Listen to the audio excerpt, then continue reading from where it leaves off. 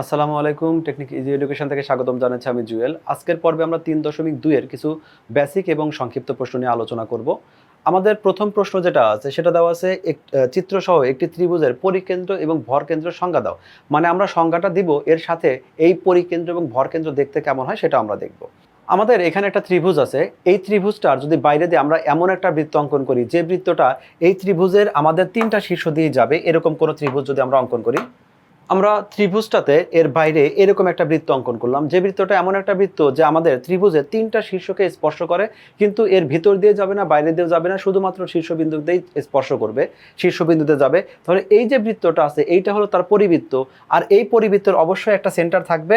আমরা ধরে নিচ্ছি এই বৃত্তের সেন্টারটা, এই বৃত্তের কেন্দ্রটা আমাদের এইটা, তাহলে এই কেন্দ্রটাই হবে পরিবৃত্তের কেন্দ্র। আমরা তাহলে পরিবৃত্তের কেন্দ্রটাকে এভাবে বলতে পারি, কোনো ত্রিভুজের পরিবৃত্তের কেন্দ্রকেই আমাদের পরিবৃত্তর কেন্দ্র বলে। কোনো ত্রিভুজের পরিবৃত্তের কেন্দ্রকে আমাদের পরিকেন্দ্র বলে, এভাবে বলতে পারি। অথবা আমরা এভাবে বলতে পারি যে ত্রিভুজের আমাদের এখানে যেটা বলা আছে, যে কোনো দুই বাহুর লম্ব সমদ্বিখণ্ডক যে বিন্দুতে ছেদ করে ওই কেন্দ্রটাই হলো পরিকেন্দ্র।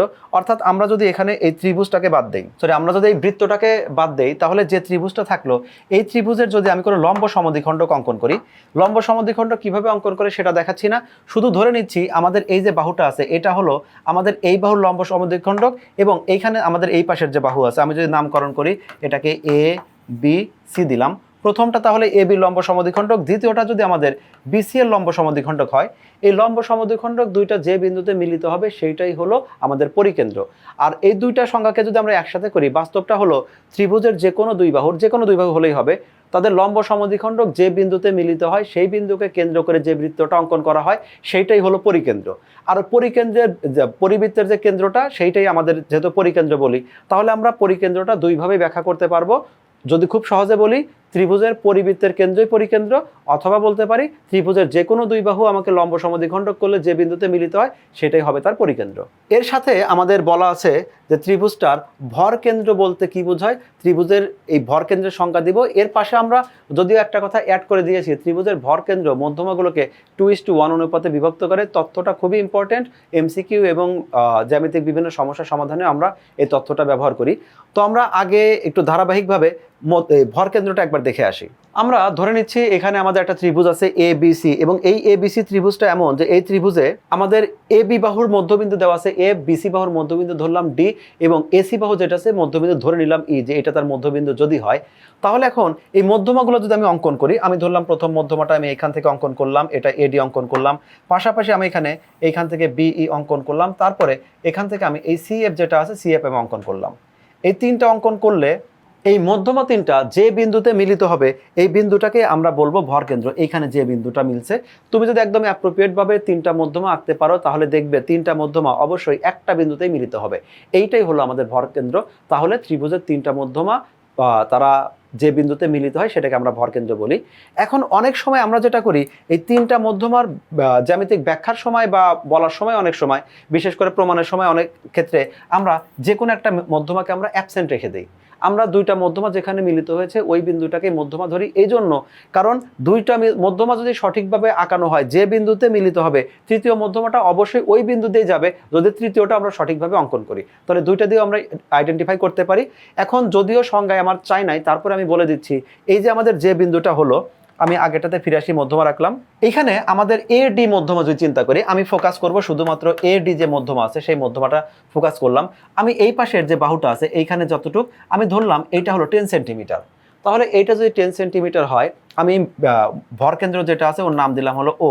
তার মানে আমাদের দাঁড়াচ্ছে ও ডি, এই ও ডি সমান যদি 10 সেন্টিমিটার হয়, তাহলে ও এ এই যে অংশটা আছে না, বড় অংশটা, ও একে আর পরিমাপ করতে হবে না, আমরা বলতে পারি এটা আমাদের 20 সেন্টিমিটার হবে। অর্থাৎ ত্রিভুজের যে ভরকেন্দ্রটা আছে, ভরকেন্দ্র প্রত্যেক মধ্যমাকে 2:1 অনুপাতে বিভক্ত করে। 12 নম্বর প্রশ্নে বলা আছে ত্রিভুজের একটি মধ্যমার দৈর্ঘ্য 10 সেন্টিমিটার। আমি আপাতত এই ত্রিভুজটাকে নামকরণ করলাম, ত্রিভুজটা ছিল এবিসি, এবিসির যে মধ্যমাটা 10 সেন্টিমিটার ছিল সেই মধ্যমাটা নাম দিলাম হলো এডি। এই যে এডি মধ্যমাটা, এই এডি মধ্যমাকে ভরকেন্দ্র কত অনুপাতে বিভক্ত করবে? এখানে অনুপাত বলতে আমরা অনুপাত তো জানি, ধরলাম এইটা হলো আমাদের ভরকেন্দ্র জি, তাহলে এই জি অবশ্যই 2:1 অনুপাতে বিভক্ত করবে। আমরা যেটা আইডেন্টিফাই করব সেই ভ্যালুটা আসলে কত হয়। তাহলে এখন এইটা যদি আমরা এই অংশটাকে যদি এক্স ধরি, নিশ্চিতভাবে এই অংশটা হবে হলো 2x। তাহলে আমরা বলতে পারি টোটাল দৈর্ঘ্যটা তাহলে কত হচ্ছে, টোটাল দৈর্ঘ্যটা আমি ধরে নিচ্ছি যে জি বিন্দু যদি এইটা হয় তাহলে জি ডি সমান এক্স, আর জি এ এটা যদি আমার অবশ্যই 2x হবে, কারণ ভরকেন্দ্র অবশ্যই আমাদের 2:1 অনুপাতে বিভক্ত করবে, সেই কন্ডিশন অনুসারে এইটা যদি 2x হয় এটা x হবে, উল্টা করে বললে এইটা যদি x হয় এটা আমাদের 2x হবে, ইউনিটটা যাই হোক। তাহলে এখন এই টোটাল দৈর্ঘ্য এডি দৈর্ঘ্যটাকে আমরা কি বলতে পারি, এডি যে দৈর্ঘ্যটা হলো এটাকে বলতে পারি x + 2x = 3x। এইটা হলো টোটাল দৈর্ঘ্য, আমাদের ধরে নেওয়া টোটাল দৈর্ঘ্য। ধরে নেওয়া টোটাল দৈর্ঘ্য যদি আমাদের এটা হয় তাহলে প্রশ্ন মতে বলতে পারি এই যে আমাদের 3x আছে, এই 3xটা সমানই হবে 10। 3x যদি 10 হয় তাহলে x এর ভ্যালু হবে 3.333 এরকম একটা কিছু, আর তাহলে 2x এর ভ্যালু হবে আমাদের 3.333 × 2 মানে 6.666। তাহলে আমাদের ফাইনাল অনুপাতটা হচ্ছে কত, আমরা বড়টা লিখলাম এটা 6.67, এটা লিখলাম 3.3, এইটাই হলো আমাদের কাঙ্ক্ষিত অনুপাত। 13 নম্বর প্রশ্নে আমাকে বলে দিছে পি কিউ আর একটা ত্রিভুজ, এই ত্রিভুজটাতে তুমি যখন ক্যালকুলেশন করবে, আমরা যখন ম্যাথটা করব ছবি না আঁকলেও কোনো সমস্যা নাই, কিন্তু তুমি যখন কোনো ম্যাথ ছবি এঁকে তুমি ম্যাথটা ক্যালকুলেশন করবে তোমার কনসেপশনটা যেমন ক্লিয়ার হবে, তোমার লেখার স্পিডটা তত বৃদ্ধি পাবে, তোমার সব দিকেই বেনিফিট হবে। সুতরাং আমরা আলসেমি না করে এটা ত্রিভুজ অঙ্কন করব, তারপরে আমরা বাকি ব্যাখ্যায় যাব, যদি আমাদের অঙ্কন করার প্রয়োজন না হয় তারপরেও করব। আর এখানে যেহেতু আমাদের এটা কোনো সম্পাদ্য না, মোটামুটি অঙ্কন করলেই হবে, এটাকে আমাদের একদম মেপে মেপে করার এরকম দরকার নাই। এখন এটা যদি আমাদের ত্রিভুজ পি কিউ আর হয়, এখানে আমাদের দেওয়া আছে ভর কেন্দ্রটার নাম জি, তাহলে যে মধ্যমা তিনটা হবে, মধ্যমা তিনটার নামও কিন্তু বলে দিছে, একটা হবে পি এ, তার মানে পি থেকে যেটা করব সেটা আমাদের এ হবে আমাদের এটার মধ্যবিন্দু, তারপরে বি হবে আমাদের এই বাহুর মধ্যবিন্দু, তিনটা মধ্যবিন্দু যে বিন্দুতে মিললো সেটাকে আমরা লিখলাম এক্স। এখন বললো পি এ অনুপাত পিজি কত, পি এটা কত, পি এ যেটা আছে এটা আমাদের বলবো একটা ফুল বাহু, একটা কমপ্লিট একটা বাহু দেওয়া আছে। তারপরে পিজি যেটা দেওয়া আছে সেটা আমাদের কি দেওয়া আছে, এটা হলো আমাদের মধ্যমার ভরকেন্দ্র শুরু করে শীর্ষবিন্দু পর্যন্ত দূরত্ব, দেখতে পাচ্ছি এটা বড় দূরত্বটা হচ্ছে। তাহলে ব্যাপারটা কি দাঁড়াচ্ছে, এই কমপ্লিট বাহুর সাথে আমাদের উপরে যে শীর্ষ আছে সেই শীর্ষটাকে আমাদের কম্পেয়ার করতে বলছে। আমি এইখানে যেটা আছে সেটাও ব্যাখ্যা করব। আপাতত আমি যদি এইভাবে বলি যে আমাদের এই বাহুটাকে আমি ধরে নিচ্ছি এটা এক্স, এইটা যদি এক্স হয় তাহলে অবশ্যই এক্স বলতে কোনটা, আমি এই জি এ এই বাহুটাকে যদি এক্স ধরি তাহলে জি পি যেটা আছে এটা অবশ্যই 2x হবে, কারণ আমরা জানি যে ভরকেন্দ্র বা মধ্যমাকে 2:1 অনুপাতে বিভক্ত করে। এখন যদি আমি বলি ওরা আলোচনা করতে বলছে কোনটা, পি এ নিয়ে, পি এ যে বাহুটা আছে সেই বাহুটার মধ্যে টোটাল কি দাঁড়াচ্ছে, এটা দাঁড়াচ্ছে 2x + x মানে এটা হলো 3x। আর যেটা পিজি আছে, আমাকে পিজি ধরছে, পিজি তো শুরুতে বলে নিলাম পিজি হলো আমাদের 2x। তাহলে আমাদের অনুপাতটা কোথায় দাঁড়াচ্ছে, আমরা অনুপাতটাকে এই অনুপাতটাকে যদি বলি পি এ সমান দাঁড়াচ্ছে আমাদের 3x, পিজি সমান আমাদের দাঁড়াচ্ছে 2x, এই দুইটাকে যদি অনুপাত করি x কেটে গিয়ে আমাদের থাকছে 3:2, এইটা হলো আমাদের অনুপাত। আমি এভাবে ধরেও বলতে পারি, এটা তোমার ব্যাপার। আবার এখানে আমরা যেভাবে প্রমাণ করেছি সেটা আমি লিখে দেই। সেক্ষেত্রে আমরা পরে বলে নিলাম যে যে বিন্দু যেহেতু ভরকেন্দ্র তাহলে অবশ্যই সেটা 2:1 অনুপাতে বিভক্ত হয়েছে। অর্থাৎ এই কথাটাকে যদি আমি ম্যাথমেটিক্যালি বলি তাহলে বলবো জি এ ডিভাইডেড বাই পিজি, উপরের দৈর্ঘ্য ডিভাইডেড বাই আমাদের জি এ যেটা আমাদের ছোট ছিল, ছোট ডিভাইডেড বড় যদি বলি তাহলে আমাদের কি আসছে 1:2 মানে 1/2, একই কথা। যেটাকে বলি 1/2 এইটাকে যদি আমি বলি, আমি হাফ যেটাকে বলি এটাকে 1/2 বলি, 1:2 বলি, এই আসলে সবগুলো মিনিং একই, আমি সেজন্য এখানে ভগ্নাংশ আকারে লিখলাম। এখন একটা কথা হলো যে আমরা কিন্তু পিজিকে আমরা এখানে আমরা কিন্তু পিজিকে উপরে রাখতে পারতাম, এখানে যে ভগ্নাংশটা আছে না এটাকে পিজিটাকে উপরে রাখতে পারতাম, কিন্তু যেহেতু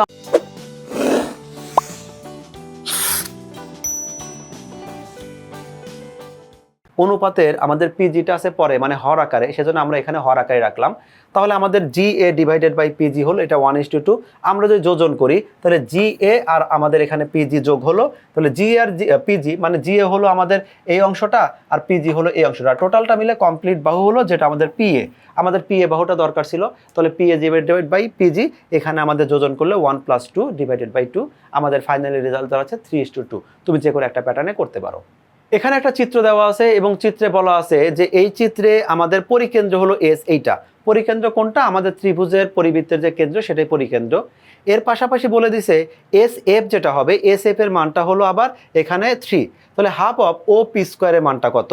চিত্র অবশ্যই খেয়াল করে দেখি, এখানে কিন্তু আমাদের সমকোণের সাইন দেওয়া আছে, এটা লম্ব আকারে আছে। লম্ব আকারে আছে মানে হলো এফ বিন্দু অবশ্যই এল এম যে বাহুটা আছে এর মধ্যবিন্দু হবে। যদিও এই তথ্যটা আমাদের কাজে লাগছে না, তারপরে তোমাকে আমি রিমাইন্ড দিয়ে দিচ্ছি যে এখানে এফ বিন্দুটা এল এম এর মধ্যবিন্দু। এখন আসি আমাদের মেইন প্রশ্নে। এই এস এফ যদি এত হয় এর সাথে কম্পেয়ার করে ও পি এর যে আছে O P square 1/3 O P স্কোয়ারের মানটা বের করতে বলছে। আমরা 1/3কে 1/30 লিখলাম। ও পিটা কত হবে? আমরা জানি এই প্রশ্নটা যে পরিকেন্দ্র থেকে কোনো ত্রিভুজের যে কোনো বাহুর উপর লম্ব যদি আঁকা যায়, যে কোনো বাহুর উপর লম্ব আঁকলে যে দূরত্ব হবে, আমরা যে বাহুর উপর লম্ব আঁকবো তার বিপরীত শীর্ষে যাব। মানে যেহেতু আমরা এল এম বাহুর উপর লম্বটা অঙ্কন করেছি, এল এম বাহুর বিপরীত শীর্ষ হলো পি, আমি পি বিন্দুতে গেলাম। পি বিন্দু থেকে আমাদের লম্ব বিন্দুর যে দূরত্ব হবে সেই দূরত্বটা হবে আগের দূরত্বের ডাবল। অর্থাৎ এইখানে আমাদের যে বিন্দুটা আছে যেটাকে আমরা লিখবো এখানে ও পি বা পি ও যেটাই বলি, এইটা হবে কি 2 ইন্টু এস এফ। এইটা প্রশ্নে যেহেতু এস এফ এর মানটা 3 দেওয়া আছে, তাহলে এখানে বলতে পারি এটা 2 ইন্টু 3 ইকুয়াল আমাদের 6।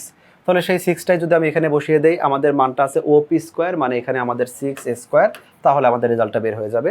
একই ক্যালকুলেশন আমরা এখানেও করেছি। আমরা প্রথমে ওই সম্পর্কটা থেকে যে পরিকেন্দ্র থেকে কোনো বাহুর উপর যদি লম্ব আঁকি সেই লম্বর দূরত্ব হবে বিপরীত শীর্ষ থেকে ওই শীর্ষ থেকে আমাদের লম্ববিন্দুর দূরত্ব, সেখান থেকে আমরা পেয়েছি আমাদের 6, সেই মানটা বসায় দিলাম, রেজাল্ট আসলো 12 বর্গ সেন্টিমিটার। আমাদের পরবর্তী প্রশ্ন হলো নববিন্দু বৃত্ত। এই নববিন্দু বৃত্ত বলতে কি বোঝায়, এটা বোঝার জন্য আমরা শুরুতে চিত্রে চলে যাব। আমরা ত্রিভুজটা একটু বড় করে নিলাম কারণ এখানে অনেকগুলো বিন্দু দেখাতে হবে। আমাদের প্রথম অপশন হলো যে এখানে ত্রিভুজ যদি আমাদের এইটা নামকরণ হয়, ধরলাম এই ত্রিভুজটার নাম হলো এ বি সি। এই এ বি সি ত্রিভুজে প্রত্যেকটা বাহুর অবশ্যই একটা করে মধ্যবিন্দু থাকবে। আমি ধরে নিচ্ছি আমাদের যে বিসি বাহুটা আছে, বিসি বাহুর একটা মধ্যবিন্দু থাকবে। এক্ষেত্রে আমাদের তিনটা যে বাহু আছে, তিনটা বাহুর তিনটা মধ্যবিন্দু ধরলাম, ডি ই এফ এ তিনটা মধ্যবিন্দু। আমরা অবশ্যই মধ্যবিন্দু যখন এটা কোনো প্রমাণের জন্য করব অবশ্যই এক্সাক্ট মধ্যবিন্দুটা নিব। তাহলে এই মধ্যবিন্দু আমরা তিনটা মধ্যবিন্দু পাচ্ছি, আমরা এটা পাশে লিখে রাখি। এই ডি ই এফ এটা হলো তিনটা মধ্যবিন্দু, আমরা তাহলে অন্তত তিনটা বিন্দু পাইছি। এরকম করে আমি 9টা বিন্দু নিব। তাহলে এখন যেটা করব সেটা হলো এই যে বাহুগুলো শীর্ষবিন্দু আছে না, প্রত্যেকটা থেকে আমি বিপরীত বাহুর উপর অঙ্কিত আমি লম্ব অঙ্কন করব। আমরা এ বি সি তিনটা শীর্ষ থেকে তিনটা লম্ব এঁকেছি তিনটা বিপরীত বাহুর উপরে। আমি যে লম্বগুলো এখানে দেখিয়েছি এটা রেড কালার দিয়ে। এখন এই তিনটার আমরা নামকরণ করি। এটার নামকরণ করলাম, আমি এখান থেকে নিলাম হলো ই এফ, যেহেতু পর্যন্ত গেছে এইটাকে আমি নিলাম হলো জি। এই বিন্দু যেটা আছে এক্সাক্ট এই বিন্দু, এইটাকে নিলাম হলো এইচ। এইটাকে নিলাম এই বিন্দুটা, এটা নিলাম হলো আই। তাহলে আমরা নতুন করে আমি তিনটা বিন্দু পাচ্ছি। তিনটা বিন্দুকে নাম যদি বলি তার নাম কি বলবো? তিনটা লম্বের পাদবিন্দু। আমি শুধুমাত্র পাদবিন্দু লিখে রাখছি। তাহলে এখানে আমরা যে বিন্দুটা পাচ্ছি, আমি যেটাকে মার্ক করছি বোল্ড করে, তোমাদের এরকম মার্ক করার কোনো সময় প্রয়োজন নাই। এই বিন্দুটা হলো আমাদের লম্ব বিন্দু, অর্থাৎ তিনটা লম্ব যেখানে সবার সাথে মিলিত হবে সেটা হলো লম্ব বিন্দু। আমরা এটার নামকরণ করে দিচ্ছি ও, যদিও এই ম্যাথে আমাদের এই নামকরণ করার প্রয়োজন ছিল না, মানে এই বিন্দুটা লাগবে না। এখন আমাদের যে বিন্দুটা লাগবে মূলত এই লম্ব বিন্দু থেকে তিনটা শীর্ষেরই একটা দূরত্ব আছে। যেমন এই লম্ব থেকে আমাদের এই যে এ শীর্ষ একটা দূরত্ব, যেটাকে আমি এভাবে লিখলাম, এই যে দূরত্ব আছে এই দূরত্বের অবশ্যই একটা মধ্যবিন্দু থাকবে। ধরে নিচ্ছি সেই মধ্যবিন্দুটা আমাদের এইটা। আবার এই যে ও বিন্দুটা আছে, ও বিন্দু থেকে যে সি এর দূরত্ব, সেই দূরত্বটা হলো আমাদের এতটুক। এই যে দূরত্ব আছে এই দূরত্বের অবশ্যই একটা মধ্যবিন্দু থাকবে।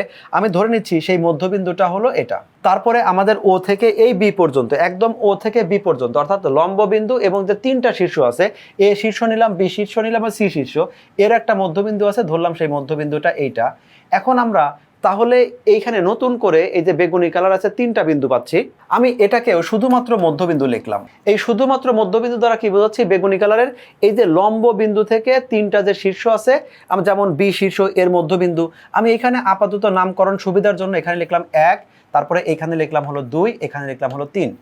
যদিও আমাদের কখনো যদি ব্যাখ্যা করার প্রয়োজন হয় সেক্ষেত্রে আমরা 1 2 3 না লিখে যে কোনো আমরা অক্ষর লিখে দিব, এক্স ওয়াই জেড যেটাই পারি সেটা লিখে দিব।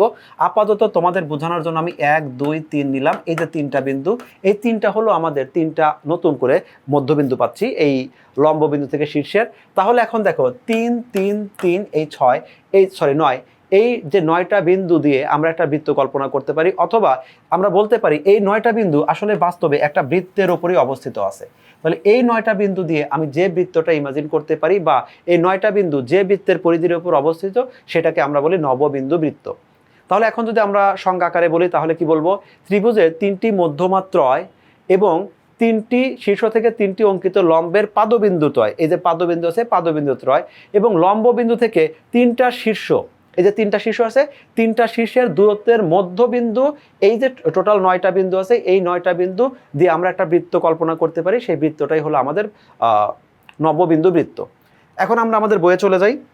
বইয়ে আমাদের এই সংজ্ঞাটাই বলা আছে যে ত্রিভুজের বাহুগুলোর মধ্যমাত্র হয় শীর্ষ থেকে বাহুগুলোর উপর অঙ্কিত লম্বের পাদবিন্দুত হয় এবং শীর্ষ এবং লম্ববিন্দুর সংযোগ রেখার মধ্যমাত্র হয়। এই যে সর্বমোট 9টা বিন্দু আছে, 9টা বিন্দু একই বৃত্তের উপর অবস্থিত, এই বৃত্তটাকেই বলা হয় নববিন্দু বৃত্ত। 16 নম্বরে আমাদের প্রশ্ন যেটা দেওয়া আছে, ত্রিভুজ ডিইএফ এর পরিকেন্দ্র দেওয়া আছে ও এবং ডিএম লম্ব ইএফ, আমাদের চিত্র থেকে যদি দেখতে পাই ডিএম লম্ব ইএফ, এখানে একটা লম্ব দেওয়া আছে, সেই যে লম্ব এবং ডিই যে আছে, ডি এর আমাদের টোটাল এখানে যেটা দেওয়া আছে ডিই, এই দৈর্ঘ্যটাও দেওয়া আছে আমাদের 5 সেন্টিমিটার, এখানে 5 সেন্টিমিটার। তারপর ডিএফ সমান যেটা, এটা আমাদের এখানে দেওয়া আছে 3.5 সেন্টিমিটার এবং ডিএম অর্থাৎ আমাদের ডি শীর্ষ হতে বিপরীত বাহুর উপর অঙ্কিত লম্ব যেটা দেওয়া আছে সেটা দেওয়া আছে 2 সেন্টিমিটার। এই ইনফরমেশন দেওয়ার পরে আমাকে বললো ত্রিভুজের নববিন্দু বৃত্তের ব্যাসার্ধটা কত। এখন চিত্রটা যদি আমরা খেয়াল করি, চিত্রটাতে আমাদের যে লম্বটা মধ্যমাটা আছে, আমাদের সাথে শীর্ষ থেকে যে লম্বটা আছে, সেই লম্বের দুই পাশের যে দুইটা বাহু আছে, একটা 5 একটা হলো 3.5 সেন্টিমিটার। তাহলে এখন এক্ষেত্রে আমরা যদি এই বৃত্তটার এই ত্রিভুজটার পরিবৃত্ত থাকতো, সেই পরিবৃত্তের ব্যাসার্ধটাকে যদি আমরা আর ধরতাম, তাহলে আমরা সূত্রটা লিখতে পারতাম ডিই এবং ডিএফ, অর্থাৎ যে দুইটা বাহু নিলাম এবং তার মাঝখানের যে আমাদের বাহুটা আছে ওইটাকে আমি লম্ব বিবেচনা করে 2r ইন্টু ডিএম, যেখানে ডিএম হলো ডি শীর্ষ হতে আমাদের ইএফ এর উপর লম্ব। এক্ষেত্রে আমরা আর এর মান এখানে ক্যালকুলেশন করে পাচ্ছি আমরা ডিএম ডিএফ, তারপরে এখানে এখানে ডিই ডিএফ এবং ডিএম এই সবগুলো মানই জানি। আর এর মানটা বের হলো 4.375 এটা। এখন আমাদের যেটা বের হলো সেটা হলো পরিবৃত্তের ব্যাসার্ধ, আর আমি জানি পরিবৃত্তের ব্যাসার্ধের সাথে নববিন্দুর ব্যাসার্ধের সম্পর্ক আছে। পরিবৃত্তের যে ব্যাসার্ধ হবে সেটাকে যদি 2 দ্বারা ভাগ করি তাহলে আমরা নববিন্দু বৃত্তের ব্যাসার্ধ পাবো। তাহলে নববিন্দু বৃত্তের ব্যাসার্ধটা হবে 4.375 ডিভাইডেড বাই 2 অর্থাৎ 2.19। যেহেতু চিত্রে যে মানগুলো দেওয়া ছিল বা আমাদের উদ্দীপকে যে মানগুলো দেওয়া ছিল সেগুলো সেন্টিমিটার এককে আছে, তাহলে আমি এখানে সেন্টিমিটার এককে বসিয়ে দিব। তাহলে নববিন্দু বৃত্তের ব্যাসার্ধের সাথে আমাদের পরিবৃত্তের যে সম্পর্ক রয়েছে, এই সম্পর্ক দিয়ে আমাদের একাধিক ম্যাথ থাকে, আমরা এই সম্পর্কগুলো ব্যবহার করে সেই ম্যাথগুলো সমাধান করব এবং পরবর্তীতে নতুন নতুন আরও ভিডিও নিয়ে হাজির হব। সেই সব পর্বে স্বাগতম জানাচ্ছি। আল্লাহ হাফেজ।